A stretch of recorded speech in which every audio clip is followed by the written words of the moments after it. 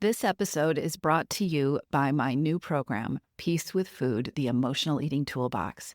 It's a new 30-day self-guided program that helps you stop emotional eating and finally feel confident and calm and in control around food and with eating. If you're ready to stop the all or nothing cycle and build real peace with food, and you want to do it at your own pace, then visit toomuchonherplate.com/peace with food to learn more. Welcome back to the podcast. If you are feeling the swirl or maybe even the chaos of the season, the busyness, the emotional load, the sugar everywhere you turn, I want to start today by reminding you of something important.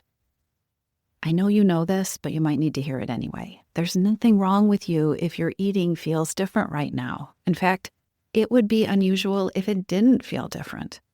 The holiday season is not a neutral backdrop.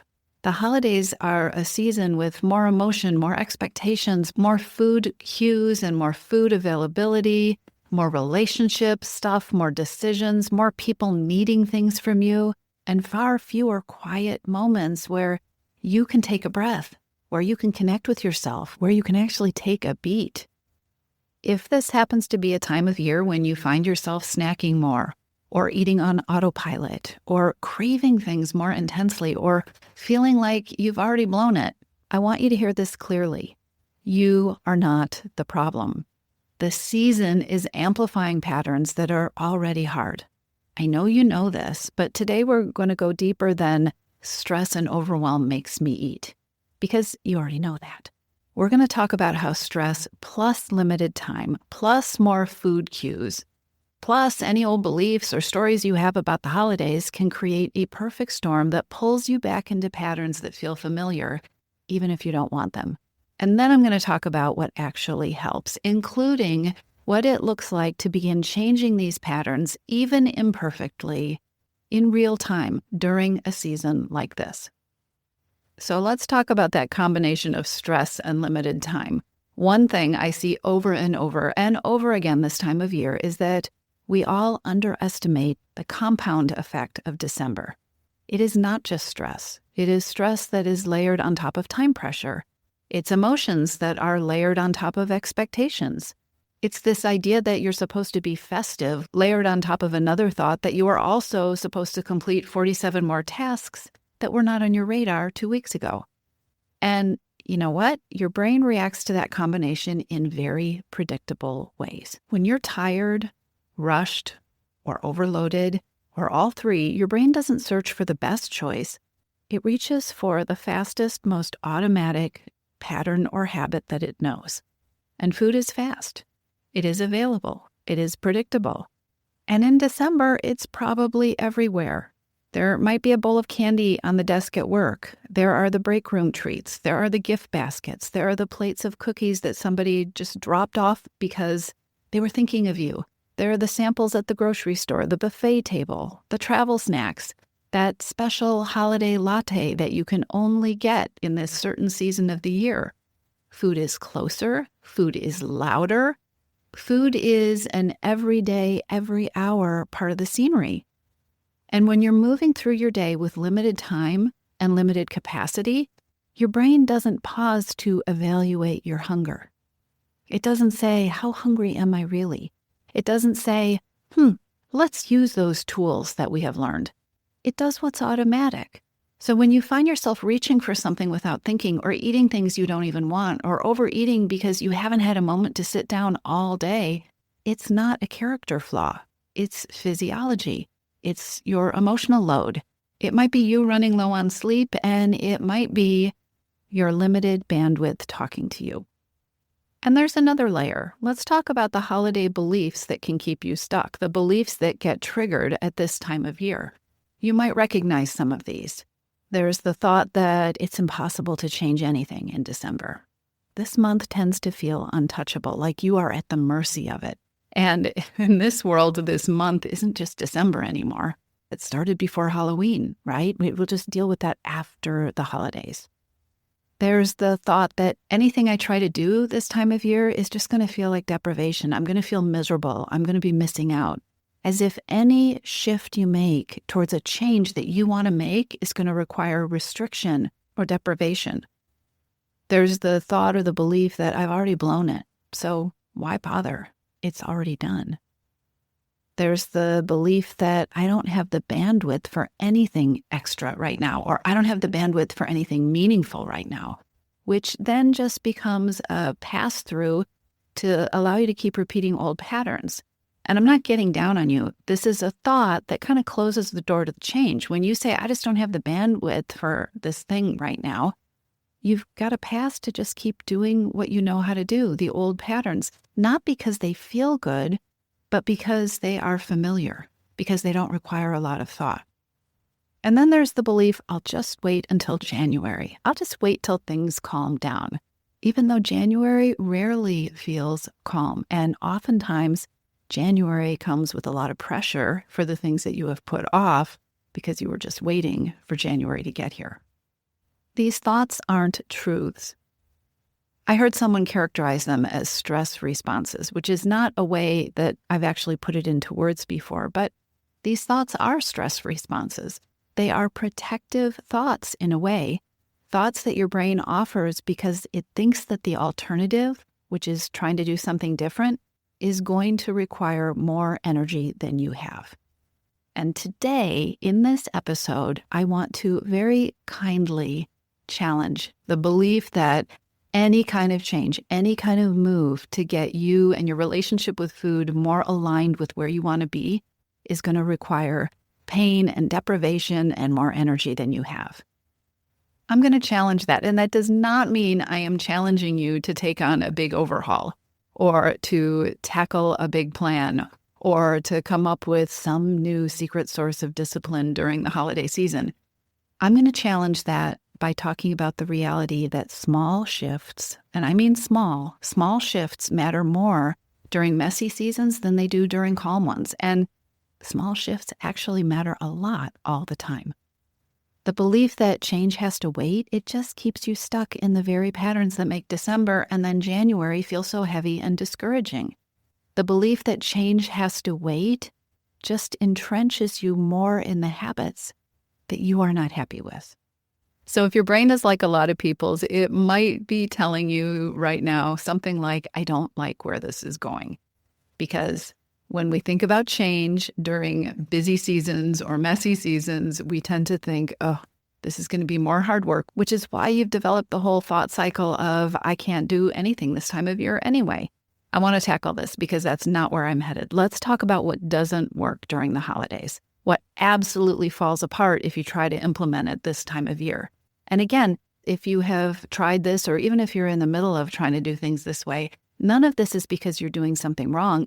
It's because so many of the approaches that we have all been taught about how to change our eating habits are built for perfect, ideal conditions that actually don't exist. They are not built for real life. And I think it goes without saying that if you are trying to force yourself to implement a plan that is built on perfect, ideal conditions, if there's 1 month that it's not going to work, it's definitely going to be December.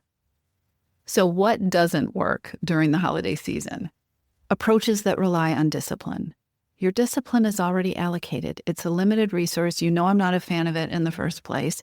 You know that any plan that is relying solely on discipline is not going to be very fun or self-motivating to continue, but it's certainly not going to work this time of year. What's also not going to work well this time of year are plans that require structure, especially rigid structure. This tends to be a time of year for so many women where your schedule is unpredictable or different right now. It's not going to work to have a strategy that involves restriction or deprivation. And I would say that most of you listening don't know of a way to approach food or eating or overeating that doesn't involve restriction or deprivation. Hence the problem, right? I just will tackle this in January. Strategies that involve restriction or deprivation, they create rebellion, and then they create emotional backlash, and then they create behavioral backlash, right? And then they create that whole thing where it's all ruined and forget it. I'll just deal with it in January. Another thing that is not going to work this time of year is white knuckling. Willpower burns out fast during this season. Your fortitude, your resilience, they are at a premium this time of year, and you're probably using them in other places. Plans that require perfection do not have a place during the holiday season. I believe they don't have a plan anywhere, but let's just talk about now. There is rarely such a thing as a perfect December day. And then let's talk about plans that are designed for your best self. I am just going to show up as my best self in December.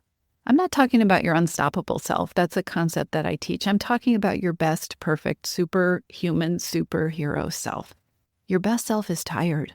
She's busy. And she is doing her best to get everyone through this week and this month and this season. So plans that are designed for you to show up at your very best and get a gold star every single day, not a good match for this time of year. Depending on plans that require so much of you during December, discipline, perfection, willpower, they're like depending on your phone when it is already at 5%, when the battery is already drained. In those situations, you need a charger for your phone. You do not need to open another app that is going to drain it faster. It's important to be realistic and accurate here. Autopilot eating surges during the holiday season, and part of that is because food is everywhere. When food is everywhere, your brain is constantly being cued to think about it. You walk past a plate of cookies how many times a day?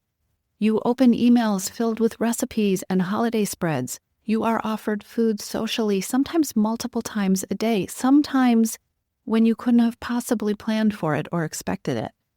Even if you're not hungry, these cues activate your old, familiar automatic patterns. And because you have less downtime, because you have fewer pauses and more emotional stimulation, and maybe a change in your structure, your schedule, your routine, because of these things, you lose those small moments that normally help you create choice, that normally help you check in with yourself. With this whole combination of holiday stuff happening, autopilot takes over. That's very human. And autopilot reactions, they don't ask you what you want or what you think would be the best choice or what tool should you implement now. They just operate. And that is why patterns feel stronger in December. That is one of the big reasons why you may feel more out of control in December. Not because anything has gone wrong, but because the conditions amplify all these other things, the old thoughts, the autopilot thinking. So let's talk about what actually helps. And I'm going to be honest here. Everything I'm about to say sounds simple and small and completely reasonable. And when you are busy, overwhelmed, stressed, or stretched thin, tired, even simple can feel impossible. But here's what helps. Creating tiny pauses. And by tiny, I mean tiny, 10 seconds before you eat. Not to talk yourself out of it, not to give yourself a pep talk, but creating a tiny 10-second pause just to check in with yourself. That helps. Another thing that helps, especially during these kind of times, is building one small anchor into your day. A real lunch, a glass of water, a 60-second reset, something that anchors you, that you can count on, that steadies you. What also helps? Being able to say, I know this isn't hunger. This isn't real physical hunger. This is actually the first time I've stopped moving today. Or this is exhaustion.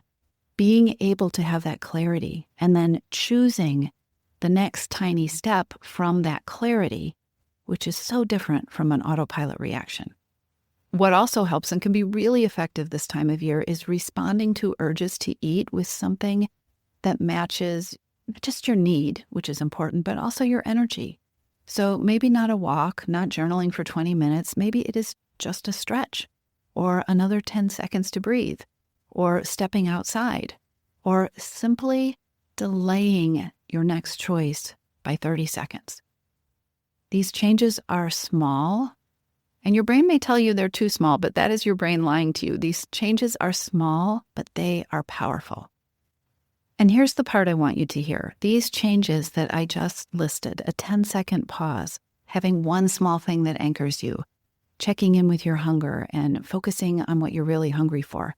These are not big changes. And, as I said, they can be really hard to implement. It is not because the tools are too big or because they are asking too much from you during a busy time. It's that without structure, without support or guidance, or I think most importantly, without a clear path that helps you know to do these things, your brain literally cannot access them when you're overloaded. It isn't because you're incapable. It's not because this small thing is beyond you. It's because you're busy. It's because you're human. And that is the final piece that can be so helpful during this time of year. The right structure. Because the right structure matters. A structure that supports your goal, supports what's important to you, doesn't demand perfection, and doesn't require time or tedious activities. What works all through the year, but especially at this time of year, is a structure that works because you're imperfect, not in spite of it. A structure that uses your imperfection and your missteps to help you build success. This may sound strange to you, but it is the kind of structure that I built into Peace with Food, my 30-day self-guided program that you can use either by working through it in 30 days or at your own pace to take control of emotional eating, even during the holidays. You don't need a diet. You don't need a plan. You don't need a challenge. And your brain is going to fight back against all of those things.